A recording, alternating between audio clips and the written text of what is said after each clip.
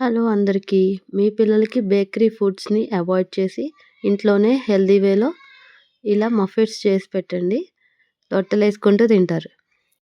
No మైదా, no sugar, gluten free మఫిన్స్‌ని ఈ ప్రాసెస్‌లో follow అయ్యి చేసి పెట్టండి. ఇంట్లో బాగా పండిపోయిన బనానాస్ ఏం చేయాలో అర్థం కావట్లేదా? ఇలా ఈ రెసిపీని ట్రై చేయండి. 2 రైపెన్ బనానాస్ తీసుకోవాలి. వాటిని బాగా ఫోర్క్‌తో మ్యాష్ చేయండి. తర్వాత ఒక 3 టేబుల్ స్పూన్ జాగరీ పౌడర్, బెల్లం పౌడర్‌ని యాడ్ చేసి మిక్స్ చేయండి. దాని తర్వాత రిఫైన్డ్ ఆయిల్ ఒక 2 టేబుల్ స్పూన్స్ యాడ్ చేయండి. Vanilla essence optional, vanilla essence లేకపోతే ఇలాచీ పౌడర్ అన్నా యాడ్ చేసుకోవచ్చు. వీటన్నిటిని వేసి బాగా మిక్స్ చేయండి. ఇందులో మనం యూజ్ చేసేది ఓట్స్ పౌడర్. ఓట్స్‌ని డ్రై రోస్ట్ చేసి మిక్సీలో పట్టి పౌడర్ చేయండి.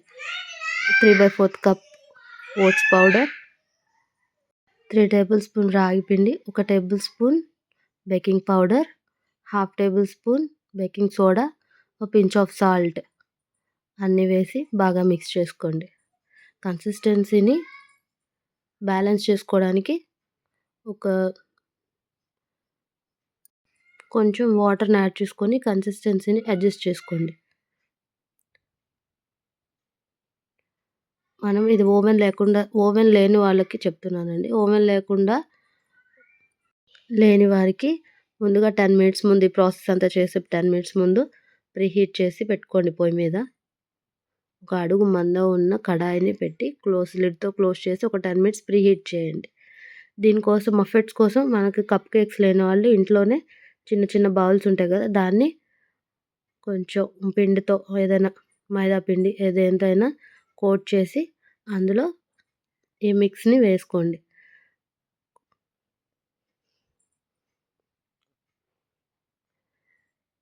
మిక్స్‌ని వేసాక కొంచెం ట్యాప్ చేయండి. ఎయిర్ బబుల్స్ ఏమైనా ఉంటే పోతాయి. పైన టాపింగ్స్ మీ ఇష్టం, ఏదైనా డ్రై ఫ్రూట్స్ ఏదైనా వేసుకోవచ్చు. నా దగ్గర వాటర్ మెలన్ సీడ్స్ ఉన్నాయి కాబట్టి అవి వేసుకున్నాను.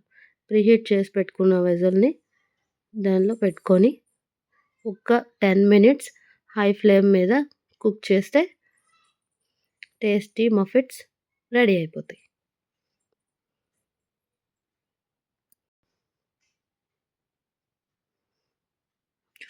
చూసారుగా ఎంత స్పంజీగా వచ్చినాయో.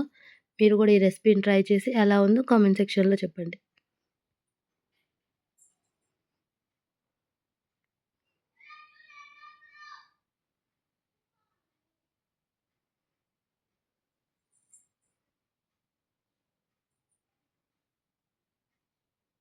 Bye bye.